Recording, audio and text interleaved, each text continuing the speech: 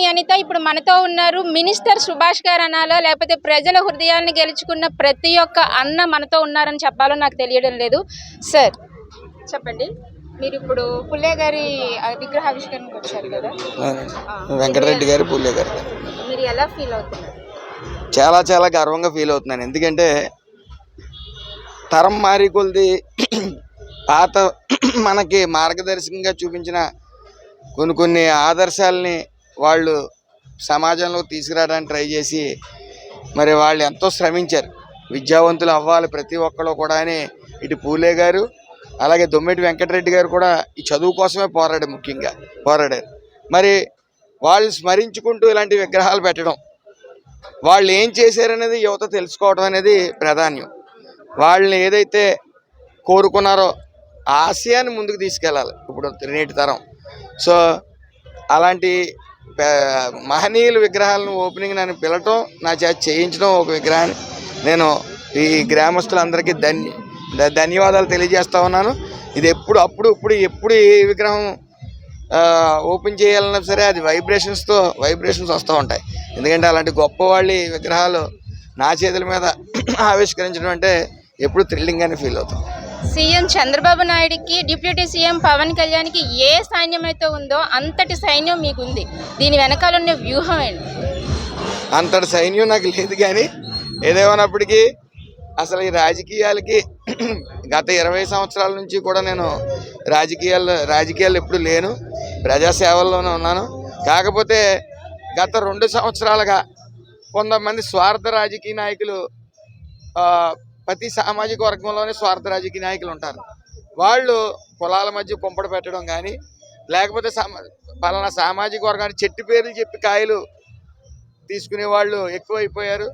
So దీన్ని సరైన ట్రాక్లో పెట్టాలి, మనం కూడా రాజకీయాల్లోకి రావాలని ముఖ్య ఉద్దేశంతో మరి నేను ముందడుగు 2 నెలల ముందు ఎలక్షన్ 3 నెలల ముందు జాయిన్ అవటం, మరి నాకు చంద్రబాబు నాయుడు గారు ఎమ్మెల్యే సీటు నాకు ఇవ్వటం, అలాగే మంత్రిగా కూడా ఎన్నుకోవడం, మరి ఇటు చంద్రబాబు నాయుడు గారు, ఇటు పవన్ కళ్యాణ్ గారు, ఇటు లోకేష్ గారు కూడా వాళ్ళ ఆశీస్సులు నాకు ఇవ్వటం, మరి ప్రజాసేవ చేసుకునే అవకాశం చాలా బలంగా ఇవ్వటం, నేను ఎప్పుడూ వాళ్ళకి ధన్యుణ్ణి. అలాగే ప్రతినిత్యం గతంలో కూడా ఎప్పుడు ప్రజల మధ్య ఉన్నాను, ప్రజా సమస్యల మీద వాళ్ళ వెంట తిరిగాను. ఇప్పుడు కూడా అటు కరోనా అవ్వచ్చు, ఇటు అల్లరి కేసులు అమాయకుల విషయం అవ్వచ్చు, ఏదైనా సరే ఎప్పుడు ప్రజల్లోనే ఉన్నాను, ఇప్పుడు ప్రజల్లోనే ఉంటాను. పదవులు వచ్చినాయి కదా అని నెత్తి మీదకి కళ్ళెక్కే తత్వం నాది కాదు, ఎప్పుడు ప్రజల్లోనే ఉంటాను, అందులో విధమైన సందేహం లేదు. అలాగే ముఖ్యంగా మొన్న జరిగిన వన సమారాధన కూడా మీరు చూసుకున్నట్టయితే యువతలో అవేర్నెస్ చాలా ఎక్కువ వచ్చింది. ఎక్కడా కూడా సైలెన్సర్లు తీసి అల్లరి చేసే తత్వం లేదు. ఇప్పుడు వచ్చే జనరేషన్లో ఆ మార్పు అనేది మొన్నే మొదలైంది. 3 సంవత్సరాలుగా ఫస్ట్ టైం 50,000, తర్వాత 1,00,000, ఇప్పుడు 1,50,000 దాటి జరిగినప్పటికీ ఎక్కడ చిన్న అపశృతి జరగకపోవడం, ఎక్కడ సైలెన్సర్లు ఇప్పకపోవడం మీరు చూశారు. క్రమశిక్షణకి మారుపేరుగా యువత మారుతూ ఉన్నారు. మరి అందరూ కూడా సమాజం పట్ల ఏం జరుగుతుందనేది తెలుసుకుంటా ఉన్నారు, నాయకుల్ని ప్రశ్నిస్తూ ఉన్నారు. అదే నేను చెప్తా ఉన్నాను, నేను తప్పు చేసినా సరే ప్రశ్నించమని. ఆ ప్రశ్నించే తత్వం యువతలో వచ్చినప్పుడు ఖచ్చితంగా సమాజం మారుతుంది. యువతే కాదు సార్, చాలా మంది చిన్న పిల్లల్ని ఎత్తుకొని కూడా ఆడవాళ్ళు అనేది మీ వన సమారాధనకి అనేది హాజరయ్యారు. అది చాలా గొప్ప విషయం. అంటే ఆడవాళ్ళు ఎక్కువగా వచ్చారు ఈ సంవత్సరం. 1,50,000 మందిలో నాకు తెలిసి 75,000 దాటి ఆడవాళ్ళు వచ్చారు పిల్లలతో పాటు. అది ఒక యూనిటీకి చిహ్నం. అంటే ఒక గ్యాప్ వచ్చింది, గ్యాప్ మధ్యన ఈ కులాలను నమ్మి వాళ్ళు, కులాల మధ్య కుంపట పెట్టి వాళ్ళు ఎక్కువైపోయి ఈ ఒక యూనిటీని చెల్లాచెదురైంది.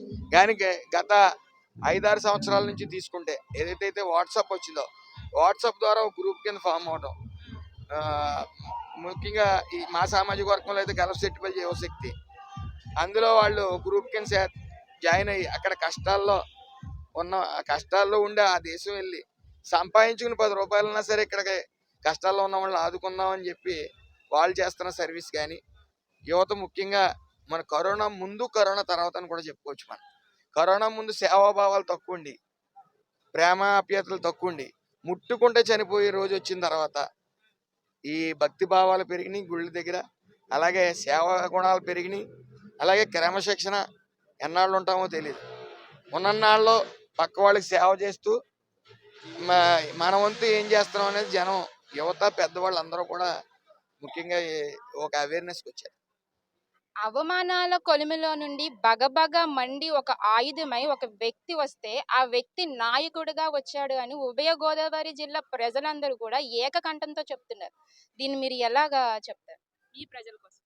యాక్చువల్గా మంచి చేయాలనే ఆలోచన, ఏదో చేయాలనే తపన నాలో ఉంది.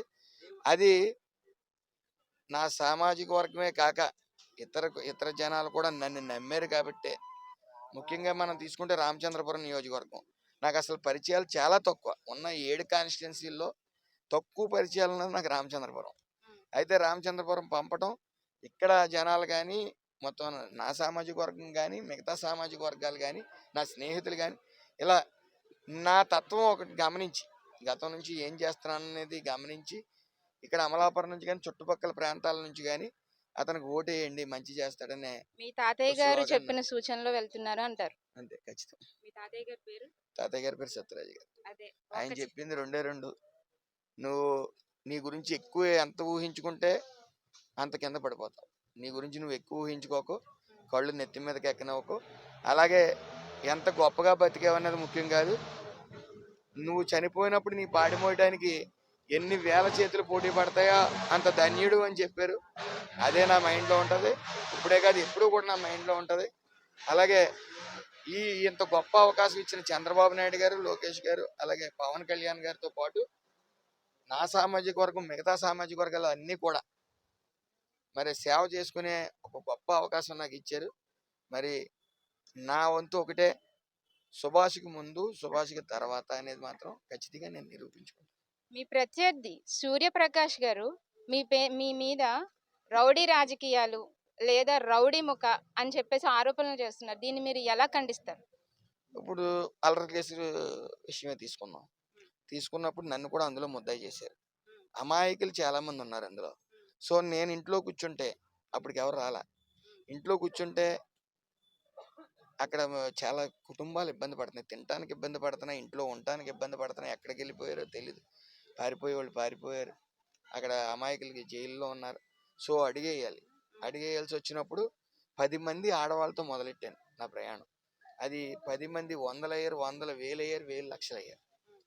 లక్షలు అయినప్పుడు మనం ఆ రోజున ప్రభుత్వాన్ని యాచించలేదు. మేము వైఎస్ఆర్ ప్రభుత్వాన్ని, మీరు చేసిన తప్పు మళ్ళీ ఆలోచించండి, ఆలోచించి మీరు నిర్ణయం తీసుకోండి అని శాసించాం ఓ సభ ద్వారా. వాళ్ళు ఆలోచించారు, మళ్ళీ రీఎంక్వైరీ పెట్టారు. రీఎంక్వైరీ చాలా మంది ముద్దాయిలు, అందరూ అమాయకులని నేను అన్నాం. చాలా మంది అమాయకులు ఇందులో ఉన్నారని కేసులు ఎత్తేసారు. అంటే ఆ టైంలో ఓ ప్రజా ఉద్యమంలో వెళ్తున్నప్పుడు ఇంకో 2-3 కేసులు వస్తాయి. ప్రజల్లోకి వెళ్ళినప్పుడు, ప్రజల తరపున పోరాడినప్పుడు కేసులు వస్తాయి. ఈయనకి నేను ప్రజల్లోంచి వచ్చిన మనిషిని. నా తాతలు తండ్రులు మహాయితో కౌన్సిలర్ చేశారు తప్ప నేనైతే ఏ పదవి చేయలే. నేను ప్రజల్లోంచి వచ్చాను. వాళ్ళ తండ్రి పేరు చెప్పుకుని వచ్చాడు, ఈ మధ్యకాలంలో వచ్చాడు. ఆయనకు అవగాహన లేదు. అవగాహన లేక రౌడీ షీటర్ అన్నాడు, గంజాయి రవాణా చేస్తున్నా అన్నాడు. దాని మీద నేను నోటీస్ ఇచ్చాను. ఆయన నోటీస్ ఇచ్చిన దానికి సమాధానం చెప్పకుండా ఎక్కడో ఏదో అవగాహన లేని మాటలు మాట్లాడుతూ ఉన్నాడు. సో ఎల్లుండి అతను కోర్టుకి అటెండ్ అవుతాడు. క్రిమినల్ కేసు కూడా పెట్టడం జరిగింది. 2 కేసులు ఫాలో చేస్తూ మళ్ళీ మొన్న ఇంకొకరి చేత కూడా వైఎస్ఆర్ పార్టీ వాళ్ళ చేత అతని పక్క నుండి ఒక స్టేట్మెంట్ ఇచ్చాడు. దానికి కూడా మేము సివిల్ ఏదైతే లాయర్ నోటీసులు పంపడం జరుగుతుంది. ఏదేమైనప్పటికీ ఆయన నన్ను రౌడీ షీటర్ అన్నాడు, ఆధారాలు చూపించాలి. నన్ను గంజాయి రవాణా చేస్తున్నా అన్నాడు, ఆధారాలు చూపించకపోతే ఆరోగ్యకరమైన ఇదే వైఎస్సీపీ దగ్గర వచ్చింది ఇదే. వాళ్ళు ఆరోపణలు చూపించాలి, వాళ్ళు ప్రజల్లోకి వెళ్ళాలి. ఆధారాలు చూపించారు. ఆరోపణలు చేయడం సులువు. అలాగే ఆడవాళ్ళ మీద కామెంట్లు పెట్టడం, ఫేస్బుక్లో చెలరేగిపోవటం. ఎవరు రౌడీలు, ఎవరు అక్రమాలు చేశారు చూస్తున్నాం కదా. డైలీ ఒక్కొక్కడు వెళ్తా ఉన్నాడు. అతి త్వరలో ఈ యొక్క జిల్లా నుంచి కూడా ఒక మంత్రి వెళ్తాడు లోపలికి, వాళ్ళ తనయుడు వెళ్తాడు. అలాగే ఈ ఉమ్మడి తూర్పుగోదావరి జిల్లా నుంచి ఒక అవినీతి ఎమ్మెల్యే మాజీ ఎమ్మెల్యే తిమింగలం ఒకటి బయటకు వస్తుంది, అన్నీ జరుగుతాయి. ఇప్పుడు ప్రజల పూర్తి అవేర్నెస్తో ఉన్నారు. నేను కానీ నిజంగా రౌడీయే అయితే, లేకపోతే రౌడీ షీటరే అయితే, లేకపోతే గంజాయి రవాణానే చేస్తే ప్రజలు పడుకోవట్లేదు కదా, మీ మీడియా పడుకోవట్లేదు కదా. ఇంత ఉంటే అంత చేసి చూపించే మీ తత్వం ఈ ఒక్క రోజులు పిలుపుతో మొన్న అవి వన సమర జనం గమనిస్తా ఉన్నారు. జనం నన్ను ఆ రకంగా ఈ ఆరోపణలు ఇప్పుడే నేను పోటీ చేసినప్పటి నుంచి చేస్తా ఉన్నారు. అయితే ప్రజలు నమ్మకుండా రామచంద్రపురం నియోజకవర్గంలో ఎన్నడూ లేని విధంగా 27,000 మెజార్టీ ఇచ్చారంటే అంత ముందు గతం చూడకుండా ఎవరు ఓట్లేరు. పాత రోజులే ఫుల్ ఈ సోషల్ మీడియా ఈ సోషల్ మీడియా యాక్టివ్ అయిన తర్వాత ఇదిగో తోక అనుకుంటే అదిగో పూలు అంటున్నారు. కాబట్టి ప్రజలంత అమాయకులు కాదు, జనం బుద్ధి చెప్తారు ఖచ్చితంగా. నేను మళ్ళీ చెప్పేది ఏంటంటే, ఏదైతే సూర్యప్రకాష్ ఆరోపణలు చేస్తున్నారో ఆయన కానీ ఆయన తండ్రి కానీ 2019 నుంచి కూడా ప్రజల చేత ఎన్నుకోబడలేదు. అంటే లోపం ఎక్కడుందని గమనించాలి. ఆయన ఎక్కడ అభివృద్ధి చేయలేదు, నీతి కబుర్లు చెప్తాడు చెప్ప ఆయన అభివృద్ధి చేయలేదు. అందుకే ప్రజలు నమ్మట్లేదు. అదే విధంగా ఆయన ఓడిపోయిన తర్వాత కూడా ప్రెస్ ముందుకి వచ్చి ఏం చెప్పాడు, నేను 4 సార్లు తిరిగాను, నాకు ఓట్లు వేయలేదండి. తిరిగితే ఓట్లు వేయరు జనం. మనం గతంలో ఏం చేసాం, మంచి చేసామా లేదా అవి చూసి మనకు ఓట్లు వేస్తారు తప్ప, నేను తిరిగాను, నేను కాళ్ళు పట్టుకున్నాను, నేను చేతులు పట్టుకున్నానంటే ఓట్లు వేయరు ప్రజలు. కాబట్టి ఆయనకు అవగాహన లేదని ఈ యొక్క రామచంద్రపురం నియోజకవర్గ ప్రజలకు అవగాహన ఉంది. కేవలం తండ్రి గారి పేరు చెప్పి రాజకీయాల్లోకి వచ్చిన అతను, 3 నెలల వ్యవధిలో వచ్చిన అతను. మరి అలాగే నేను ప్రశ్నిస్తా ఉన్నాను, గత 5 సంవత్సరాలుగా రామచంద్రపురం నియోజకవర్గంలో చాలా అవినీతి జరిగింది. ఆ అవినీతి పూర్తిగా నా దగ్గర డేటా ఉంది. నేను 2 రోజుల్లో ప్రెస్ని ఫేస్ చేయడానికి సిద్ధంగా ఉన్నాను అవినీతి ఆరోపణలతో. మరి ఆయన బోస్ గారు తీసుకుని వచ్చిన మనిషి వేణు గారు తీసుకుని వచ్చిన తర్వాత ఆయన అంత అవినీతి చేస్తుంటే ఆయన మౌనంగా ఎందుకు ఉండాలి, పోరాడాలి కదా. తండ్రి కొడుకు సైలెంట్గా ఉన్నారంటే ఓటాలు పంచుకున్నారు. దీని మీద పూర్తి ఆధారాలు మీ దగ్గర ఉన్నాయంటారా? ఆధారాలు ఉన్నాయి. వాళ్ళ అబ్బాయి తండ్రి 18,50,00,000 నిమిత్తం ఆధారాలు ఉన్నాయి. అయ్యే జగనన్న ఇల్లు సైట్లో 25 సెంట్లు వాళ్ళ బంధువుల పేరు మీద రాసిన ఆధారాలతో 10 సెంట్ల ఆధారాలు నా దగ్గర పూర్తిగా ఉన్నాయి. నేను ఏం మాట్లాడినా రికార్డెడ్గానే మాట్లాడతాను. పిల్లి సూర్యప్రకాష్ లాగా ఆధారాలు లేకుండా నేను ఏం మాట్లాడను. ఆయన అవగాహన లేని రాజకీయాలకి నేను నోటీస్ ఏం పంపితే ఆయన ఏం సమాధానం చెప్తున్నాడో కూడా ఆయనకు విధాయకం లేదు. ఏదేమన్నప్పటికీ రాజకీయంలో సహజం విమర్శలు అనేవి. ఆ విమర్శల్ని స్వీకరించాలి రాజకీయ నాయకుడిగా. మంచి విమర్శలు అయితే స్వీకరించాను ఖచ్చితంగా. నాలో ఏమైనా మార్పులు రావాలంటే తెచ్చుకుంటాను. కానీ అక్కర్లేని విమర్శలు అక్కర్లేని వ్యక్తులు చేస్తుంటే రాజకీయం మీద అవగాహన లేని వాళ్ళు ఇంకా పెద్దగా మాట్లాడదలుచుకోలేదు. మొన్న మీరు పెట్టిన ప్రెస్ మీట్లో మాజీ మంత్రి తన తనయుడు త్వరలో అరెస్ట్ అని చెప్పి ప్రకటించారు. వాళ్ళు ఎవరో తెలుసుకోవచ్చా? మంత్రి వేణు, మాజీ మంత్రి వేణు వాళ్ళ తనయుడు. చెప్పాను కదా, ఇప్పుడు మొత్తం ఆధారాలన్నీ క్లియర్గా ఉన్నాయి. ఆధారాలు ముందుకు పెడతాను. ఆధారాలు 1 by 1 అన్ని చూపిస్తాం. ఏ ఆధారం చూపించి ఏసీబీకి అలాగే విజిలెన్స్ కూడా ఇవ్వండి. నిరుద్యోగులకి మీరు ఏం చెప్పాలనుకుంటున్నారు? నిరుద్యోగ యువత ముఖ్యంగా కేవలం తెలివైన వాళ్ళు చాలా మంది ఉంటారు. అలాగే కొంతమంది డబ్బు ఉంటుంది కానీ ఏం చేయాలో తెలియని పరిస్థితి ఉంటుంది యువతలో కూడా, తండ్రులు సంపాదించి. కాకపోతే నారా చంద్రబాబు నాయుడు గారు ఎంఎస్ఎంఈ చిన్న పరిశ్రమలు అని పెట్టడం జరుగుతుంది. అవి 170 నుంచి 250 చిన్న పరిశ్రమలు ఉన్నాయి. దాని మీద దృష్టి పెట్టండి. అందరూ ఉద్యోగాలే కావాలనుకుంటే సరిపడా ఉద్యోగాలు ఉండకపోవచ్చు. సో మన తెలివితేటలు ఉన్నాయి. 90% రాష్ట్ర ప్రభుత్వం, కేంద్ర ప్రభుత్వం లోన్లు ఇవ్వడానికి సిద్ధంగా ఉన్నారు. సో తెలివితేటలు ఉపయోగించండి. దానికి ఏ సహకారం కావాల్సి వచ్చినా మేము మా యొక్క స్టాఫ్ని పెట్టడం జరుగుతుంది. మొత్తం కంప్లీట్గా పేపర్ వర్క్ అంతా కూడా స్టాఫ్ సహకరిస్తుంది. దానికి అతి త్వరలో ఎలక్షన్ కూడా అయిపోయినండి ఒక మీటింగ్ పెట్టి ఆ మీటింగ్లో యువతనంతా ఒక చిన్న పరిశ్రమల వైపు తీసుకెళ్ళడానికి పూర్తి ప్రయత్నం, అలాగే ఉద్యోగాలు ఇవ్వడానికి కూడా ఏదైతే మా నాయకుడు నారా చంద్రబాబు నాయుడు గారు 20 లక్షల ఉద్యోగాలు అన్నారు, దానికి కూడా ఫుల్ కమిట్మెంట్తో పనిచేస్తాం. అందరు సందేహం లేదు. యువగలం నారా లోకేష్ గారు, డిప్యూటీ సీఎం పవన్ కళ్యాణ్ గారు విద్యుత్ శాఖకు సంబంధించి 27,000 పోస్టులు అంటే కాంట్రాక్ట్ బేసిక్గా ఉన్నాయి, వాటిని మేము పరిమితం చేస్తాము మీ ఆరోగ్యపరంగా మీ ఫ్యామిలీ పరంగా హామీ ఇచ్చారు. అది ఎంతవరకు వచ్చింది? దానికి అది ఉద్యోగం 27,000 అన్నప్పుడు దానికి ప్రక్షాళన చాలా అవసరం. ఆ ప్రక్షాళనలో భాగంగా ఇప్పుడు వన్ స్టెప్ బై స్టెప్ ఒక్కోటి సిలిండర్, ఉచిత సిలిండర్, అలాగే వన్ స్టెప్ బై స్టెప్ ఒక్కోటి వస్తున్నాం. ఎందుకంటే ఆంధ్ర రాష్ట్రం అవినీతిమయంలో కూరుకుపోయి మొత్తం అంతా కూడా రాష్ట్ర ఆర్థిక వ్యవస్థను చిన్నాభిన్నం చేశారు. దాన్ని రీకన్స్ట్రక్ట్ చేసుకుంటూ ఒక్కొక్క పథకం ఇచ్చుకుంటూ వెళ్ళాలి. సుమారు మీరు ఒకటి గుర్తించాలి, 4,000 రూపాయలు పెన్షన్ ఇస్తున్నారంటే దేశంలో 4,000 ఇచ్చే ఏకైక రాష్ట్రం ఆంధ్ర రాష్ట్రం. 4,000 ఇస్తూ మిగతా సంక్షేమ పథకాలను నడిపించుకుంటూ వెళ్ళాలి. అవినీతి జరిగింది అనుకున్నాం, కానీ అధికారంలోకి వచ్చిన తర్వాత తీవ్ర స్థాయిలో అదే అవినీతి అనేది చూస్తా ఉన్నాం. నా శాఖే తీసుకోండి, 3,553 మంది చనిపోయారు. చనిపోయి వాళ్ళు వైఎస్ఆర్ బీమా దాంట్లో అప్లై చేసుకున్నారు. అప్లై చేసుకుంటే అప్పుడు ప్రభుత్వం 3 ఇన్సూరెన్స్ కంపెనీలకు ప్రీమియం కట్టింది 113 కోట్లకి. 353 మంది అప్లై చేసుకుంటే 953 మందికి ఇచ్చారు. అంటే సుమారు 2,600 మందికి తీసిపడేశారు. అంటే కార్మికుల డెడ్ బాడీ మీద చిల్లర ఏరుకుంటున్నారు. ఎంత దారుణం! 47 కోట్లు మాత్రం ఇచ్చారు. 178 కోట్లకి 47 కోట్లు ఇచ్చి ఏం చేశారంటే ఇది ప్రజలందరికీ తెలియాలి. అడ్రస్ నాట్ ఫౌండ్ అని, ఫ్యామిలీ షిఫ్టెడ్ అని రకరకాల వెర్షన్లు పెట్టి సుమారు 2,600 మందికి తీసేశారు. మళ్ళీ ఇంకో విషయం ఉంది, సుల్లూరుపేట నెల్లూరు జిల్లా 48 మెడికల్ క్యాంపులు పెట్టారు. ఒక ఊళ్ళో 48 మెడికల్ క్యాంపులు ఒక సంవత్సరంలో పెట్టారు. జనరల్గా మెడికల్ క్యాంప్ అంటే ఒక కాల్షియం ట్యాబ్లెట్, ఐరన్ ట్యాబ్లెట్లు ఇలాంటివి ఇస్తారు. అయితే అన్ని రకాల ట్యాబ్లెట్లు పెట్టి ఒక్క సంవత్సరంలో 48 మెడికల్ క్యాంపులు సుల్లూరుపేటలో పెట్టారంటే మరి సుల్లూరుపేట మీద అంత ప్రేమ ఏంటో నాకైతే అర్థం కావట్లేదు. ఉండొచ్చు ప్రేమ, కానీ ఇది అవినీతిని ప్రోత్సహిస్తూ ఉంది వైసీపీ ప్రభుత్వం. అలాంటి నా శాఖ ఇంకా చాలా ఉన్నాయి. సో ఇవన్నీ కూడా ఒక్కొక్కటి చూస్తూ ఉంటే ఈ ఇసుక మాఫియా, మందు మాఫియా పూర్తి ఆధారాలతో పాటు ఒక్కొక్కరు లోపలికి వెళ్తా ఉన్నారు. ఏదేమన్నప్పటికీ రాష్ట్రం చాలా కష్టాల్లో ఉంది. ప్రక్షాళన మొదలైంది, ఒక్కొక్కటి ఇచ్చుకుంటూ వస్తాం. మరీ ముఖ్యంగా మీకు ఒకటి చెప్పాలి, ఇప్పుడు అమ్మఒడి ఇవ్వట్లేదని నాన్న అలర చేస్తూనే ఉన్నారు. గత ప్రభుత్వం సంవత్సరం తర్వాత జగన్మోహన్ రెడ్డి ప్రభుత్వం అమ్మఒడి ఇచ్చింది. సంవత్సరం తర్వాత వాళ్ళు ఎన్నుకోబడిన సంవత్సరం తర్వాత, ఇంకా ఎన్నుకోబడి 5వ నెల అయింది.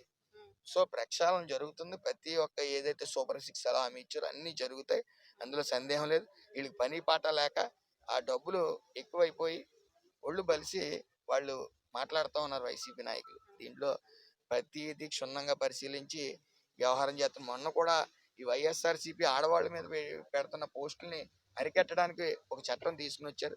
అలాగే వైఎస్ఆర్సీపీ అనే కాదు, తెలుగుదేశం పార్టీ కూడా వైఎస్ఆర్సీపీ ఆడవాళ్ళ మీద పెడితే అదే సెక్షన్లు అమలు అవుతాయని కూడా చంద్రబాబు నాయుడు గారు చెప్పడం జరిగింది. అయినా జీర్ణించుకోలేకపోతా ఉన్నారు. ఏదేమన్నప్పటికీ రాష్ట్ర ఆర్థిక అభివృద్ధిని చిన్నాభిన్నం చేసిన ప్రభుత్వం వైఎస్ఆర్ ప్రభుత్వం. సో అది రీకన్స్ట్రక్ట్ చేస్తూ సంక్షేమ పథకాలన్నీ ఒక్కొక్కటి ఇచ్చుకుంటూ ముందుకు సాగుతుంది. ఎట్టి పరిస్థితుల్లో ఏ అయితే హామీలు ఇచ్చారో ఆ హామీలన్నీ కూడా నెరవేర్చడం జరుగుతుంది.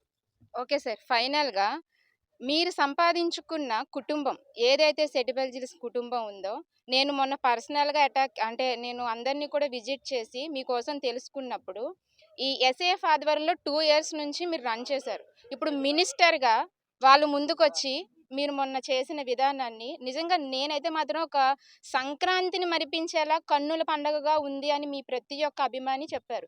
వాళ్ళకి ఎప్పుడు మీరు మినిస్టర్ సుభాష్ గారుగా ఉంటారా, లేకపోతే ఎస్ఏఎఫ్ సంబంధించి ఒక అన్నగా ఉంటారా? ఎప్పుడు అంటే నేను ఎస్ఏఎఫ్ అనేది స్థాపించి 2వ సంవత్సరం జనవరి 2వ తారీఖు సంవత్సరం అవుతుంది. సో ₹1 ఏదైతే విరాళంగా ఇస్తున్నానో అది అక్కడికి 2వ తారీఖు కమిటీ చేసి ఇవ్వడం జరుగుతుంది. ఇందులో పేదవాళ్ళందరినీ కూడా ఆరోగ్యం, అలాగే ఇటు చదువు ఏదున్నా సరే నేను చదివిస్తాను, లేని వాళ్ళకి చదివించలేని పరిస్థితిలో ఉంటాయని నేను గతం నుంచి చెప్తా ఉన్నాను. సో ఎస్ఏఎఫ్ ద్వారా కొత్త తరం యువత రావాలి, నాయకులను తయారు చేయాలి, ప్రశ్నించే గొంతు ఉండాలి, సాయం చేసే చెయ్య ప్రతి గ్రామంలో ఉండాలని నెపంతో పెట్టింది ఈ ఎస్ఏఎఫ్. ఈ మొత్తం ఈ రాష్ట్రంలో ఉన్న సెటిబల్జీలు ఎంత తక్కువ మంది ఉన్న చోట యూనిటీ ఉండాలి కాబట్టి ఎక్కడ తక్కువ ఉన్నా సరే అక్కడ కూడా సభ్యుని తీసుకుని ఈ ₹1 విరాళాన్ని మాత్రం ఎవరైతే ఆలోచనల నుండి వ్యాపారం చేయాలనుకున్నారో వాళ్ళని ఆ ఆలోచనలు ఏంటనేది ఒక టీం పూర్తిగా దాని మీద అవగాహన తెచ్చుకుని అతని ఆలోచనలు ఎంతవరకు ఉన్నాయని చూసి ముందుకు తీసుకెళ్తారు.